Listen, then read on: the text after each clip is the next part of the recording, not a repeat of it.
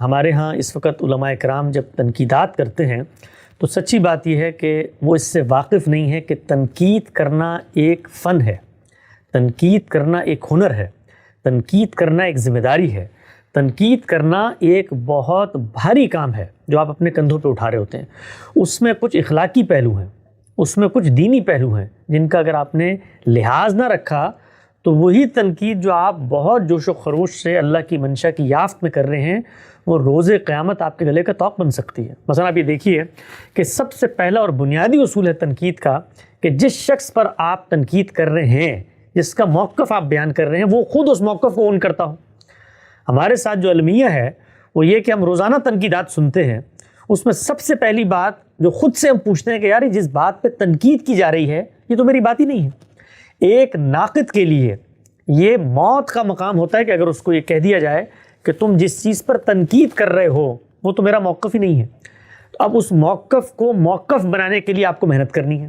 غور و فکر کرنا ہے، اگلے کی پوری بات کو پڑھنا ہے، اس کے نظام فکر کو واضح کرنا ہے، اس کے اصولوں پر گفتگو کرنی ہے، اصولوں سے اطلاق کی انکنسسٹنسی دکھانی ہے۔ یہ ساری چیزیں محنت مانگتی ہیں۔ اچھا، جب آپ یہ کام کریں گے اور عوام میں اس کو پیش کریں گے تو پھر اس کا ایک نتیجہ نکلے گا۔ وہ نتیجہ یہ نکلے گا کہ پھر اس شخص کے خلاف جو تباہشہ پیدا کرنا چاہ رہے ہیں عام عوام میں، لوگوں کو جو اس سے متنفر کرنا چاہ رہے ہیں، وہ نہیں ہو سکے گا، پھر پروپیگنڈا نہیں ہو سکے گا، پھر اس شخص پہ الزام تراشی نہیں ہو سکے گی، پھر اس کے نیت محرکات طے نہیں کیے، پھر علم کی گفتگو ہوگی۔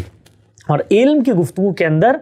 لوگوں کو جو میسج جائے گا وہ یہ جائے گا کہ بھائی ایک موقف ان کا ہے اور ان کی ایک بنائے استدلال ہے، لہٰذا اس کے یہ کچھ نتائج ہیں جو سامنے آ رہے ہیں۔ دوسرا موقف ان کا ہے، ان کی کچھ بنائے استدلال ہے، اس کے کچھ نتائج جو سامنے۔ پھر یہ نہیں کہا جا سکتا یہ قادری نواز ہیں، پھر یہ نہیں کہا جا سکتا یہ مغرب کے ایجنٹ ہیں، پھر یہ نہیں کہا جا سکتا یہ دنیا کو سیکولر اور لبرل بنا رہے ہیں۔ نہیں، آپ کو پھر یہ کہنا پڑے گا کہ نہیں بھائی، ان کی جو بنیاد ہے وہ قرآن کی اس آیت پر ہے،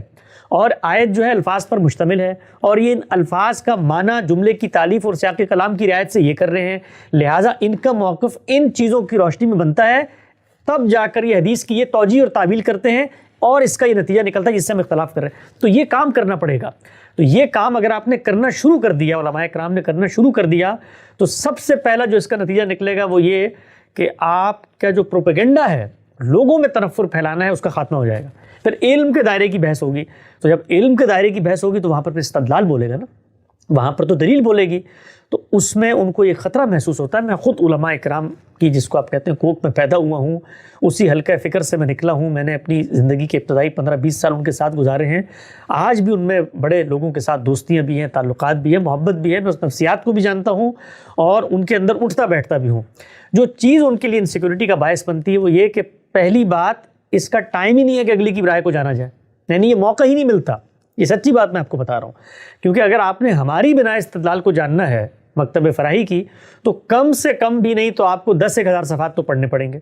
بھائی مولانا فراہی کی بات اصولی چیزیں ہیں، مولانا امین حسن اصلاحی کی یہ تفسیر یہاں پہ پڑھی ہوئی ہے 9 جلدوں میں، غامدی صاحب کی تفسیر ہے، پھر اس کے بعد ان کی کتاب ہے میزان، اس کے بعد ان کی کتاب ہے برہان، مقامات، باقی چیزیں، پھر کوئی اطلاقی چیزوں پہ، حدیث پہ بھی ہم نے کام کیے کئی ہزار صفحات کا۔ تو یہ سب کچھ پڑھنا پڑے گا، وہ آپ پڑھیں گے تو آپ کو ان کا فریم آف ریفرنس سمجھ میں آئے گا۔ لیکن بہت آسان طریقہ ہے، ادھر سے بات لی ادھر سے بات لی، اس کی بنیاد پر ایک عمارت کھڑی کی، اس کی کچھ ادنیٰ مماثلتیں تلاش کی، کچھ نتائج کے لحاظ سے لوگوں کو عدم واقفیت سے آگاہ کیا اور پھر جا کر پروپیگنڈا کر دیا۔ تو آسان کام ہے۔ تو علماء کی پہلی مجبوری یہ ہے کہ ٹائم نہیں ہے۔ دوسری مجبوری یہ ہے کہ خود اپنے علم کی جو روایت ہے، جو اپنی میراث ہے، جو اپنی تہذیبی میراث ہے، اپنی علمی میراث ہے، اس سے عدم واقفیت ہے، اس سے انقطاع ہو چکا ہے۔ برِ صغیر کے اندر ایک بہت بڑا بحران جس سے ہماری مذہبی علمیت متاثر ہوئی وہ تھا تہذیبی انقطاع۔ انگریز یہاں پر آئے، آپ کا ایک تسلسل تھا، آپ کی ایک میراث تھی، ایک مخاصمت کی فضا پیدا ہوئی، اس کے اندر استخلاص وطن کی تحریکیں ہیں، انقلاب کی باتیں ہیں، اس کے اندر جہاد و قتال ہو رہا ہے، اس کے اندر عدم استحکام ہے۔ ان معاملات میں علم نہیں پروان چڑھ، تو اپنی ماضی کی روایت سے انقطاع ہو گیا۔ جب ماضی کی روایت سے انقطاع ہو گیا تو اب جو بھی بات کہی جاتی ہے وہ ان کو لگتا ہے کہ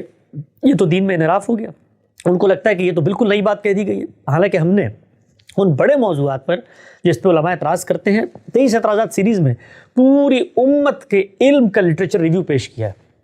پوری امت کے علم کا ایک ایک موضوع پہ، وہ تکفیر سے لے کر اتمام حجت کو دیکھ لیں، وہ سود سے لے کے اختلاط مرد و زن کے آداب اور پردے کو دیکھ لیں، وہ جہاد و قتال سے لے کر قرات کے اختلاف تک دیکھ لیں، اور اس وقت حدیث و سنت سے لے کر باقی جتنے موضوعات موسیقی اور اس سے متعلق چیزیں زیر بحث ہیں ان میں دیکھ لیں۔ امت کا علم پیش کیا ہے، جو بات ہم کہتے ہیں اس کو ان لوگوں نے کیسے سمجھا ہے، تو وہ جو علمی انداز ہے اس کو سننے کے بعد اندازہ یہ ہوتا ہے کہ بھائی اس میں سے تو بیشتر چیزیں خود ہماری ماضی کی تراث میں موجود ہیں، یہ بحثیں وہاں پر موجود ہیں، اس پر عدم اتفاق وہاں پر موجود ہے۔ تو علماء کرام اس پہلو سے بھی